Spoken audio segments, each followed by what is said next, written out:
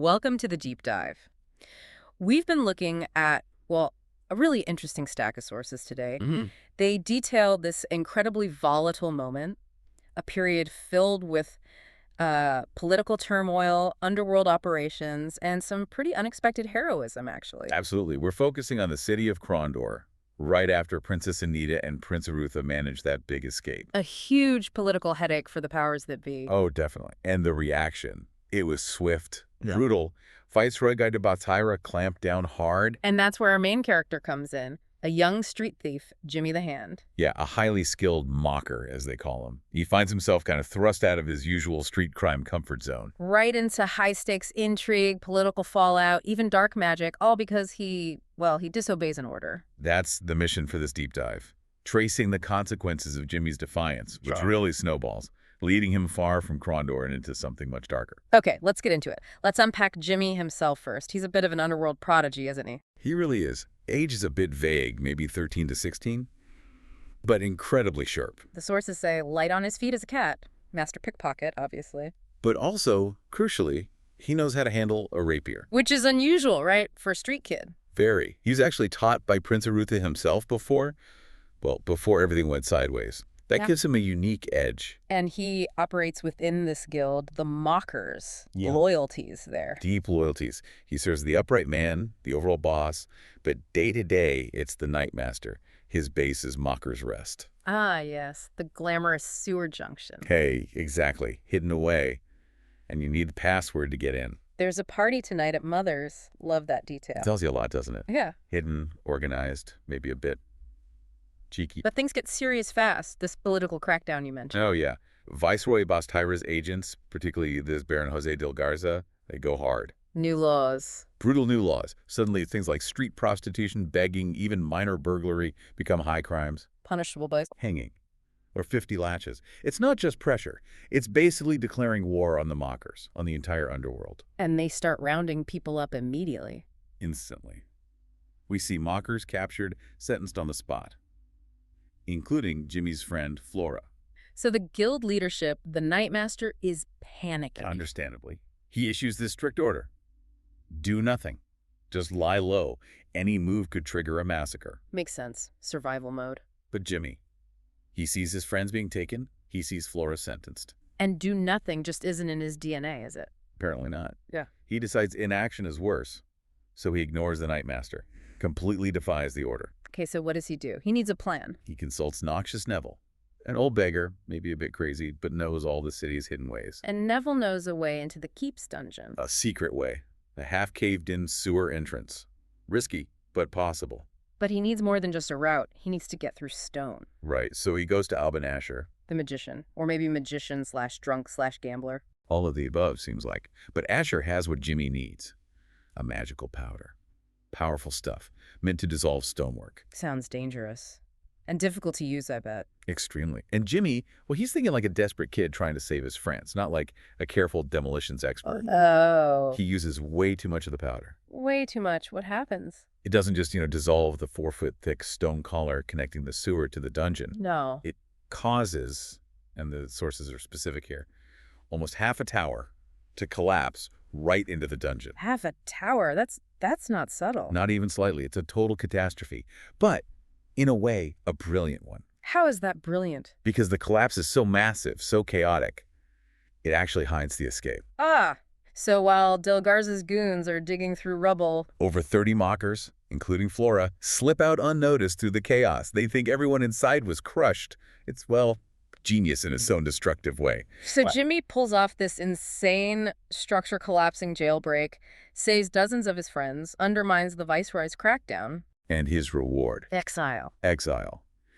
The Nightmaster, and the sources note he has this sort of secret smile, tells Jimmy the upright man has no choice. But why? He saved them. It's about order.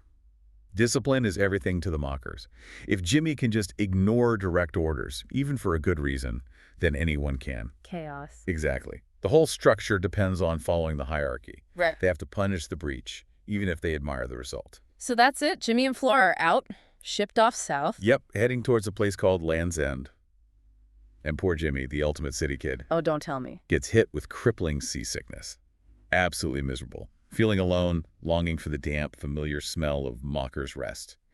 Poor guy. Trades corrupt guards for the open ocean and finds it worse. It's a real shock to the system. In Krondor, the dangers were human, predictable, guards, rival gangs. There were rules, even brutal ones. But Land's End is different. Immediately different. As soon as they arrive, they run into Lori. A farm girl. Disguised as a boy. Her parents had just been murdered. Yeah. Violently. Oh, wow. Okay. Not a quiet start to exile. Not at all. And Lori insists it wasn't animals. The bodies were torn apart. By men using some kind of specific weird tool. A tool. That's specific and chilling. And her younger brother, Rip, was kidnapped by the same people, so bam. Jimmy's immediately pulled into this dark, rural mystery. Totally outside his skill set. And then there's this other character they meet. Jarvis Coe. Shows up seeming like a respectable traveler, but he's sharp, too observant. Jimmy doesn't trust him. His instincts are screaming. He's got this bump of trouble, the sources call it, for sensing bad intentions. Like a sixth sense for danger. Pretty much. But weirdly, it doesn't flag Coe as actively malicious, just suspicious, untrustworthy maybe, but not an immediate threat. So Jimmy decides to keep him around, against his better judgment. He tolerates him, yeah. And Coe actually offers to help investigate the kidnapping. They trace the kidnappers, mercenaries named Skinny and Rocks, to this certified manor. Belonging to Baron Bernarr. And this is where things get really strange. The whole area around the manor feels wrong. Wrong how? Oppressive. Coe identifies it later. It's a magical reluctance field.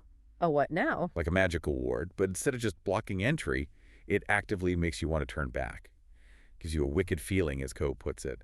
Makes you feel uneasy, reluctant to approach. Okay, that screams dark magic. This isn't just a grumpy baron hiding out. No, definitely not. And the local gossip kind of backs that up. What are the locals saying? They talk about the baron's decline.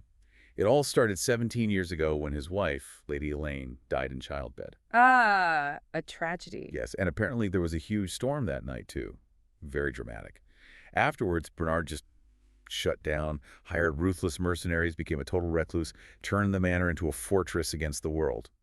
Or maybe against grief. 17 years is a long time to grieve like that. Something else must be going on. Something deeply unnatural. And this is where Coe finally reveals his true identity. Okay, who is he really? Not just a nosy traveler. Not even close. He's an agent for the High Priestess of Limskragma. The goddess of death. The very same. He's there because necromancy, messing with the cycle of life and death, is a direct offense to his goddess. So he knows what's happening in the manor. Or suspects. He has the tools to find out. He uses this relic, this magical item connected to the manor. A man-finder talisman. A man-finder? What does that even mean? And how does it work? The sources get specific here, don't they? They do, and it's deeply unpleasant. It requires components like, well, the bone of a dead baby. Oh my God. The hair or blood of the person you're trying to find. That's horrifying. That's a level of evil way beyond city politics. Absolutely. This isn't about power grabs or guild rivalries anymore. This is dark, ritualistic magic. So who does the talisman point to? It points to Bram. He's Lori's friend who followed her kidnapped brother, Rip, and got captured himself. He's the newest captive in the manor. And the man-finder identifies him as? As the son of the late Baroness Elaine. Wait, Elaine's son. I thought his grief was about losing her. It is, but it's twisted. This is the core of the tragedy, the big reveal. Bram isn't Baron Bernarr's son. Not his son, and whose? Bram's biological father was actually Elaine's secret lover, a man named Zachary. Oh, so the Baron found out. Yes, and Bernarr, consumed by jealousy, grief, maybe madness, he murdered Zachary, staged it as a hunting accident down by the cliffs 17 years ago. And the baby, Bram. Bernarr tried to get rid of him too, presumably right after Elaine died in childbed. But somehow, Bram survived and ended up fostered nearby, unknown. Until now. Until the man-finder. So the Baron has spent 17 years grieving the wife, whose lover he murdered, and whose son he tried to kill. While also trying to magically keep Elaine alive? Or, well, not alive. Suspended. Suspended? How? He hired a wizard, Lyman Malachy. Malachy used necromancy to keep Elaine's spirit trapped between life and death, basically held prisoner in the manor, while Bernarr desperately hoped for some magical cure to fully revive her. This is unbelievably twisted. And the cure required, let me guess, something awful. The ultimate price. Malachy needed a massive sacrifice to fuel the final ritual.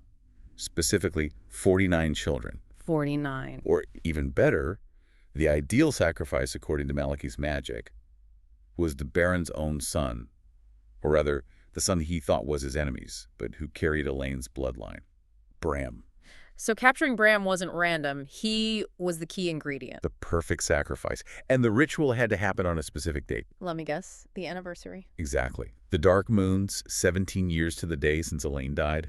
That's why Rip and the other children were taken. They were part of the count, leading up to Bram. Unbelievable. The planning, the sheer cold-bloodedness over 17 years. It's horrifying. But there's another twist. Elaine herself, her spirit. The one trapped in the manor. She's aware. She is. Partially. She can't fully interact, but she has this limited consciousness. She can float out her body, sense things. Like the captured children. Yes. She senses this black cloud, this evil entity or aura around them, Rip, and the others, Nisa, Mandy Kay, and she tries to help. Psychically. Subtly guiding them through hidden passages in the manor, trying to keep them safe from the mercenaries in Malachy.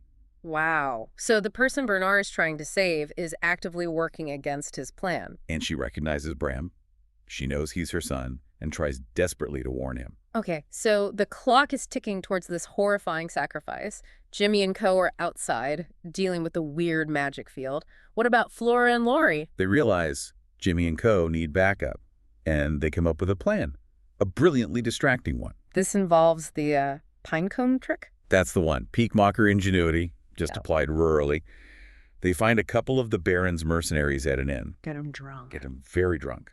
Then, using barbering tools they somehow acquired. They give them a haircut. A rather involuntary and humiliating one. They chop off chunks of their hair and beards. Okay. Then they use a pine cone dipped in something sticky, probably tree sap or something, Oh, no. and glue the tufts of hair back onto the mercenaries' faces in ridiculous patterns. Haha. Yeah. That's inspired. Public humiliation as a diversion tactic. Exactly. It causes enough chaos and embarrassment to distract the other guards, allowing Jimmy and Co. their window to break into the manor. Right, the climax. They get inside. What happens? It's immediate action. Jimmy runs straight into Skinny, one of the main kidnapper mercenaries. The fight is on. Big time. It's Jimmy's rapier training, his agility, against Skinny's presumably heavier sword and dagger. It's described as a pretty brutal scuffle, not clean swordplay. But Jimmy manages to win. He uses his speed. Meanwhile, the ritual. He's about to happen. They find a ceremonial room, and it's chilling. Bram is there, naked, blindfolded, strapped to a stone table. And the room itself Is horrifyingly small. Clearly designed, the sources imply, for children, for this exact purpose. This is it. The final moment. But it doesn't end with a sword fight. The confrontation comes from Elaine herself. Her spirit. Her spirit manifests. Yeah. Finally breaking through, fully fueled by rage and desperation. She appears, spectral, furious. What does she do? She confronts Bernarr directly, calls him a monster, accuses him of killing Zachary, her lover, and now trying to murder Bram, their son. How does Bernarr react? He must be completely broken at this point. Completely gone. He sees the spectral figure of the wife he's obsessed over, but she's condemning him. In his madness, he does the only thing he can think of. Which is? He lashes out.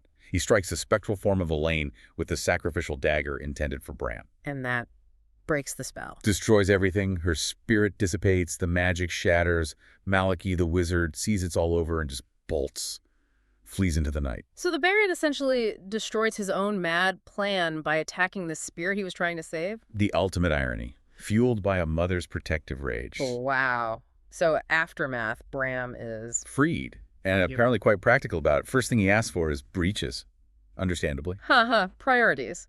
And he's set up to be the new Baron as Elaine and Zachary's son. That's the implication. The rightful heir, given Bernarr's actions. Justice, of a sort. And Co., the agent of the death goddess. He sees potential in Jimmy. He saw him fight, saw his resourcefulness. He offers him a job, basically. Join the fight against dark forces, travel the realm. Become a hero, fight necromancers full time. Pretty much. And Jimmy's reaction? He turns him down flat. Completely. Says something like, country life is just a little too dangerous for my liking. After fighting mercenaries and helping stop a necromantic ritual involving child sacrifice, that's too dangerous, compared to the Krondor sewers. It tells you everything about his mindset, doesn't it? He understands the risks of Krondor. Guards, rival thieves, political crackdowns. It's brutal, but it's human. Predictable, in a way. Whereas dark magic, gods, spirits, that's unknowable terror. Exactly. It's a risk assessment. He chooses the devil he knows. He embraces his profession, the life of a thief. And he doesn't leave empty-handed, does he? Oh, definitely not. Classic Jimmy. Before he heads back to Krondor by land this time, no more seasickness, he helps himself. To what? The sources mention he pilfered quite a number of valuables from the now unguarded manor, specifically calls out some silver candlesticks. So he chooses the tangible reward, the calculable risk of theft, over the cosmic battle. Precisely. He gets back to Krondor, back to the sewers, reports to the Daymaster, confirms he shut down a rival's thief-catching operation in Land's End while he was there. Bonus.